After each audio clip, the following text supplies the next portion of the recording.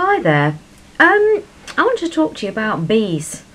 I've been trying to do this video for hours, but I won't go on about that. The point is that a couple of days ago, it's appeared online now, but a couple of days ago I read this article in the paper about bees and how they've found that they can distinguish between a Monet and a Picasso. So that was interesting. You think, yes, bees are very intelligent. And then a couple of days later, another article came in the paper about a chap who wrote in, who was a beekeeper. And he was basically saying that the EU has made it virtually impossible now for beekeepers to continue to keep bees in any sort of commercial capacity. Basically because the EU has put unrealistic hoops for them to jump through to continue to keep bees. They already had to sort of comply to things like certain fonts on the labels, only allowed certain pictures on the labels of the jars, couldn't use recycled jars, had to use new jars. There was all sorts of more complicated hoops than that to do with the actual honey to jump through. But now they've said that they must label pollen as an additive and must state whether it's a GM, genetically modified additive, which is this here. This actually happened in November 2011, but the article was a chap writing about it just the other day. So I've been thinking about bees. And then I got around to thinking about why would the EU and all these other interested parties be so determined to kill the bees? I mean, then there's the nicotinoids, isn't there, in the pesticide that's grown in the actual crops that kills the bees. So then I started looking into bees, and I found that then I came on a bit earlier and just saw this on Danny Wilton's Facebook page. This shows this area here in this part of Egypt here, and it says there Djedu, sorry, I can't pronounce it properly, but that is the area there, and that is the area that corresponds to the pineal gland in the brain, which he has found obviously corresponds in the Orion Nebula. I just want to expand on this, because if that is the area of the brain which is synonymous with raising of consciousness, with us sort of becoming enlightened by energizing our pineal gland through consciousness raising, sun gazing, whatever else, meditation, you name it, then I just think that this is quite interesting that I found a correspondence here between that and the bees. So when you look here at this Andrew Gold site, which I found about bees, and this is hugely fantastic.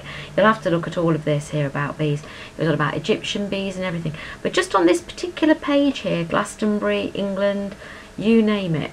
But he comes down, I think it's on this page, I hope it is now. Ooh, where is it? It's on a different page. Sorry, here we are, I found it now. There'll have to be a jump probably in the video, but I found that this here is that's what he's saying, is that the ancient Djedu, whatever it's called.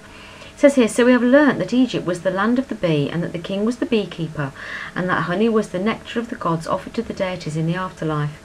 In this context, might the Djedu have simply been the instrument that administered honey, the nectar of the gods, to the actual gods? Might the Djedu have been a form of honey dripper? Even the most calloused of observers can observe the similarity in design, function and context.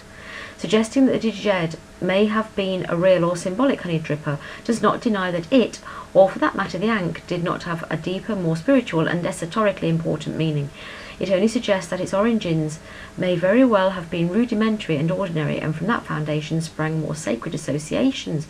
So I just thought it was bizarre that I've just come on here and happened to spot that he was talking about all this, and then I was looking at bees and I've ended up with the same thing in this area of the brain.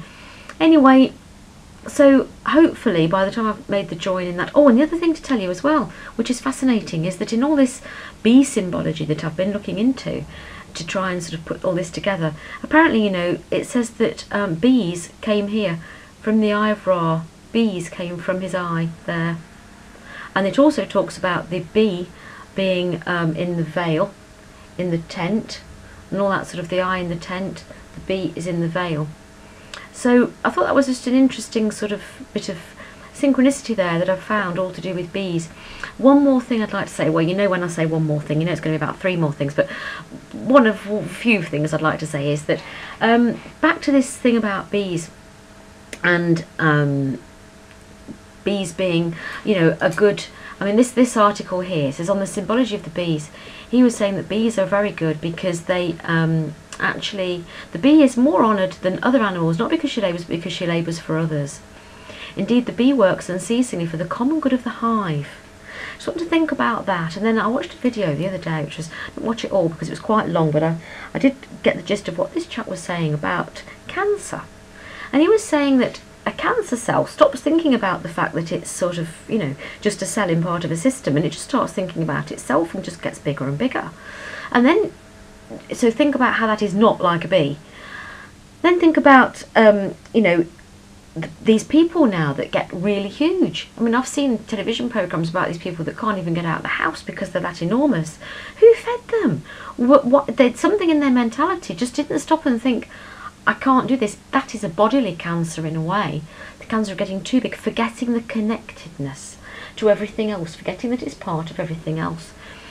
And I think that, you know, I mean, I did find another video here that was quite strange as well, which I'll put all these links for you. The great work of the Masonic Beehive. You know, Freemasons have got the allegory of this as well. All I'm trying to say is if there's two ways of looking at this. One, is it conspiracy theorists that the powers that be want to get rid of bees because, you know, they know how sacred they are? Or is that just a fact that these bodies, like the EU, like big pharmaceutical companies, they just get out of control? Like Coca-Cola, McDonald's, you know, all of these big companies, they have lost sight of serving the community or working harmoniously within the community. They don't pay taxes, they exploit the land. It's like a cancer. So if bees and that whole thing is part of this enlightenment, then we need to get them back.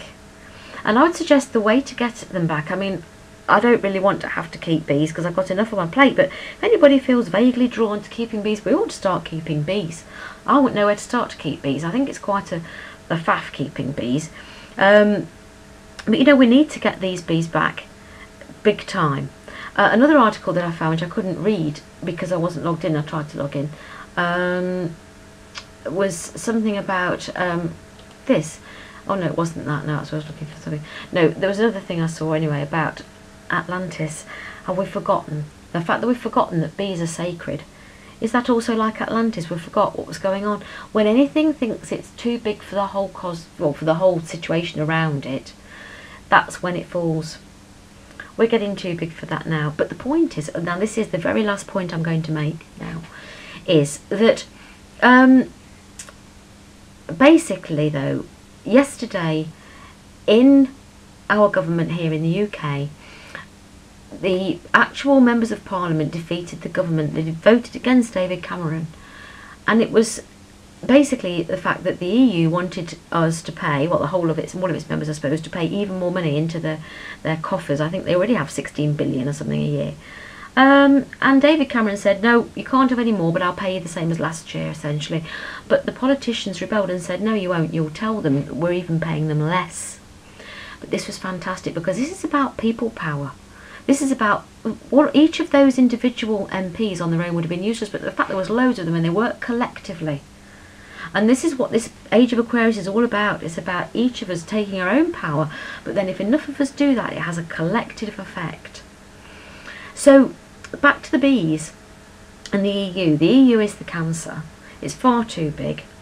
It's trying to take away our source of getting ourselves back lined up with the honey, with bees, with the pineal gland, with the whole shebang.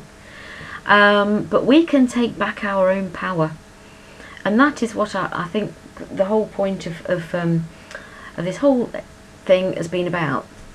We've got to just take back our own power. Anyway, I'll quit while I'm ahead, hopefully.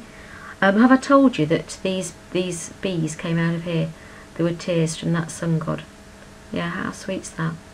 Anyway, that's the end of it then. I'm sure I've missed something out. I'll put all these links, and I hope you found this interesting.